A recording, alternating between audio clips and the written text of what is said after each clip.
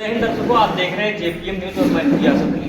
दर्शकों, आपको बता दें कि आज हम प्रतापगढ़ जिले के ढकवा नगर पंचायत में मौजूद हूँ। ऐसे कड़ी में यहाँ पर एक संगठन है जिसका यहाँ पर आज 11 साढ़े 11 बजे से मीटिंग चल रहा था और इस संगठन को किस बेस पे आगे लेके चल रहे हैं और यहाँ पे कौन कौन से पदाधिकारी आए हुए हैं, तो हम बात करते हैं। सबसे पहले यहाँ पे मिलते हैं हम यहाँ के चेयरमैन जिसे और इनसे नाम पूछते हैं कि इनका नाम क्या है और इस संगठन को जो लेके आए हैं, जो यहाँ पर बैठक हुई, इस बैठक में किस किस बेस पर बात हुई और किस चीज़ को लेकर यह संगठन आगे बढ़ रहा है, इन सब की जानकारी हम खुद यहाँ जो राष्ट्रीय अध्यक्ष जी हैं उनसे हम बात करते हैं। नमस्कार सर। नमस्कार सर, मेरा नाम रविशंकर यादव है और केंद्रीय मानवाधिकार एवं समाज कल्याण भारत संस्था का मैं राष्ट्रीय अध्यक्ष हूँ। सबसे पहले तो स्वागत है आपका, क्योंकि आपने भी अपना कीमती समय दिया संस्था को और साथ ही साथ यह संस्था मानव के अधिकारों की रक्षा के लिए बनाई गई है, यह हम बताना चाहेंगे आपको। चूँकि नाम से ही क्लियर हो रहा है मानवाधिकार, और मानवाधिकार के साथ साथ में समाज कल्याण की भी बात हो रही है। तो यह संस्था जहाँ पर मानव को न्याय मिल सके, जहाँ पर मानव अपने अधिकारों को प्राप्त कर सके, इन योजनाओं पर काम कर रही है और ऐसे समाज का निर्माण करना चाह रही है जहाँ पर द्वेष और ईर्ष्या की भावना ही ना हो।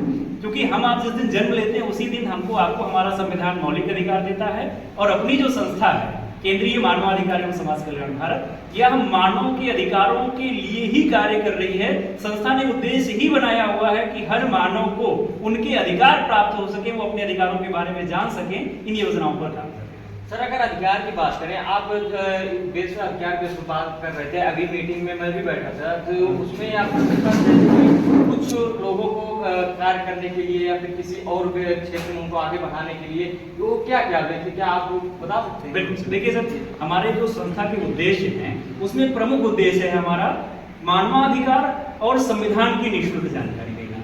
यह जानकारी मानवाधिकार के अंतर्गत आती है, क्योंकि मानवाधिकार दो शब्दों से मिला हुआ है, मानव धन अधिकार, अर्थात मनुष्य को जहां पर अपना अधिकार प्राप्त होता है उसी को मानवाधिकार कहा जाता है। तो ये हमारे प्रथम उद्देश्य की कड़ी है। संस्था के नाम में समाज कल्याण भी आपको मिलता है, तो समाज को भी हम कैसे डेवलप कर पाए उसके लिए भी संस्था ने उद्देश्य बनाया हुआ है, जिसमें नारी की सुरक्षा को प्रथम वरीयता दी गई है, प्राथमिकता दी गई है। संस्था का ये मानना है, वो चाहे हमारे घर की नारी हो या आपके घर की नारी हो या अपने देश के किसी भी सदस्य के घर की नारी हो, उनको सुरक्षा मिलनी चाहिए, उनको हेय की दृष्टि से नहीं देखा जाना चाहिए, उनको सम्मान मिलना चाहिए, उनको कभी ये नहीं लगना चाहिए कि मैं अकेली हूँ, मेरे साथ कुछ भी हो सकता है। उनको ये लगना चाहिए कि हर जगह भाई के रूप में, पिता के रूप में समाज के बहुत सारे सदस्य हमारे साथ खड़े हैं, मैं सिक्योर हूँ। इसके साथ साथ संस्था लघु उद्योग के भी क्षेत्र में काम करने वाली है, क्योंकि आज आप जानते हैं बेरोजगारी बहुत चरम पर है अपने, हर युवा को रोजगार चाहिए, हर बेरोजगार व्यक्तियों को रोजगार चाहिए, उसके भी क्षेत्र में संस्था काम करने जा रही है, जहां से छोटे छोटे लघु उद्योग के माध्यम से हम पूरे देश को तो रोजगार देने की क्षमता अभी नहीं रखते हैं, लेकिन प्रयास ये होगा कि अधिक से अधिक युवाओं को, अधिक से अधिक बेरोजगारों को संस्था के माध्यम से कुछ ना कुछ छोटा छोटा रोजगार मुहैया करा पाए, ताकि उनका जीवन यापन हो सके। आप देखेंगे ऊपर हमारा उद्देश्य का बैनर भी लगा हुआ, उसमें सारा स्पष्ट तरीके से मेंशन है। इसके साथ साथ एक और पॉइंट है जो है शिक्षा। शिक्षा में आज का जो युग है यह है टेक्निकल युग, जिसमें संस्था समाज के गरीब बच्चों को, वो किसी भी धर्म से आते हो, किसी भी जाति से आते हो, कोई फर्क नहीं पड़ता, क्योंकि अपने संस्था में आप मानव हैं यह पर्याप्त है, जाति का सर्टिफिकेट लेकर के आने की कोई आवश्यकता नहीं है। तो संस्था हर समाज के, हर जगह के जो गरीब बच्चे हैं, जिनके पास पैसे का अभाव है, जो शिक्षा नहीं ले पा रहे हैं, उनके लिए अपने तरफ से टेक्निकल शिक्षा के रूप में कंप्यूटर, सिलाई, कढ़ाई, बुनाई, सौंदर्य प्रशिक्षण, ऐसे कई सारी व्यवस्था लेकर के आई हुई है, जहां से उनको शिक्षा भी निःशुल्क या बिल्कुल कम प्राइस में मुहैया करवाने का काम करेगी। अभी तक आपके जो संस्था है केंद्रीय मानवाधिकार एवं समाज कल्याण भारत, ये कितने स्टेट और कितने डिस्ट्रिक्ट में काम कर रहे हैं? अच्छा प्रश्न है सर आपका, और मैं बधाई भी दूंगा आपको, क्योंकि आपने एक ऐसा अच्छा प्रश्न पूछा।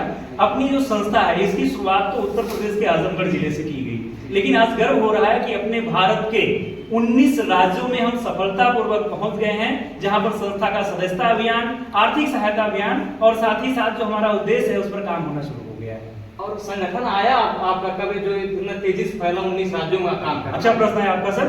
देखिए, जो है संगठन की जो शुरुआत हुई, अगर ब्रेन की शुरुआत की बात किया जाए, ये तो 2023 में हो गई थी, लेकिन लीगल रूप से क्योंकि हम आप जानते हैं कि कहीं से भी हम पढ़ाई कितना भी दिन कर रहे हो वो मायने नहीं रखता, जब सर्टिफिकेट मिलता है तो वो मायने रखता है। तो हमें लीगल रूप से जो प्रमाण पत्र मिला, अपनी संस्था रजिस्टर्ड हुई भारतीय ट्रस्ट अधिनियम 1882 भारत सरकार के द्वारा, और यह प्रमाण पत्र 1 फरवरी 2024 को मिला, जहां पर सदस्यों के माध्यम से ही इसकी गति को बढ़ाया गया और आज जो है संस्था में 5000 से अधिक सदस्यों ने सदस्यता भी प्राप्त कर लिया है। सर अगर बात करें तो आपके जहन में ऐसा प्रश्न कैसे उठा जो कि इतना बड़ी संस्था लोगों के बीच में लाने के लिए, लोगों के हित में भला करने के लिए एक प्रश्न कैसे उठा? अच्छा प्रश्न है सर। देखिए है क्या, जब हमारा देश गुलाम था, अगर मैं थोड़ा सा बैक लेकर के चलना चाहूँ आपको, तो ऐसा नहीं था कि उस समय हमारे पास मैन पावर नहीं थी, हमारे पास बहुत ज्यादा मैन पावर थी और लोग ताकतवर भी थे, लेकिन फिर भी हम 200, 300, 400, 500 साल तक गुलाम रहे। तो एकाएक आपने देखा होगा कि ऐसा भी समाज आया जिन्होंने नेतृत्व किया समाज को गुलामी की जंजीरों से बाहर निकालने।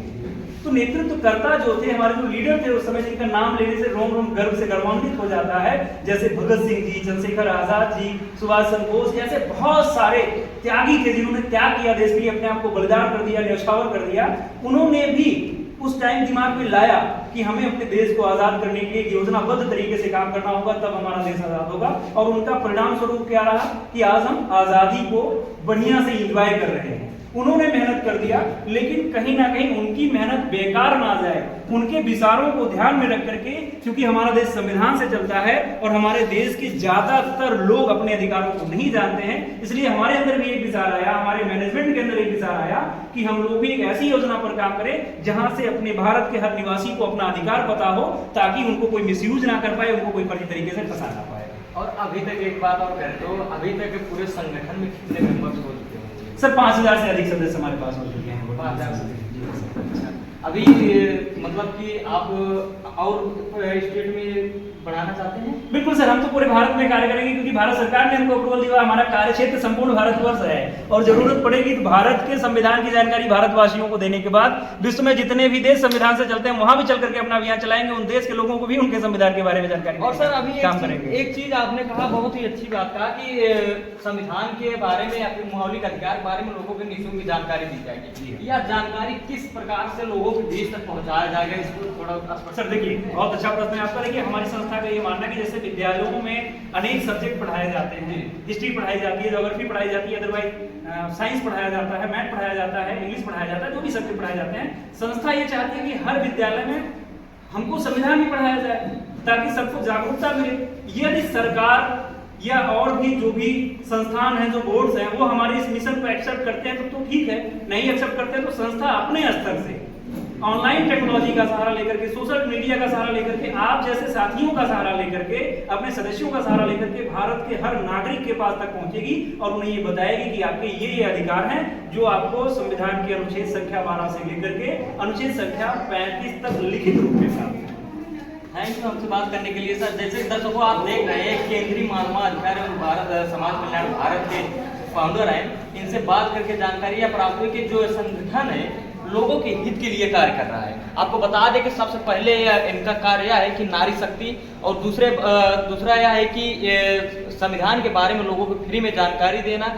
तो कहीं ना कहीं यह संगठन जो है लोगों को जागृत करने के लिए यह समाज में आया है। और आपको बता दें कि 2024 में ही यह संगठन आया, अभी तो 1 साल भी नहीं हुआ है, लेकिन 1 साल के अंदर में 19 राज्यों में यह संगठन जो है काम कर रहा है। 19 राज्यों में काम करने के बावजूद भी 5000 से अधिक मेंबर इस संगठन में सम्मिलित हो चुके हैं। और जिस प्रकार से ये लोग आगे बढ़ रहे हैं, हमको लगता है कि साल भर पूरा करते हुए या फिर 2 साल पूरा करते हुए पूरे भारत में ये लोग अपना परचम लहराएंगे। जय हिंद, जय भारत। बने रहें आप जेपीएम न्यूज के साथ, हम आपको हर छोटी बड़ी खबर का अपडेट बराबर देते रहेंगे।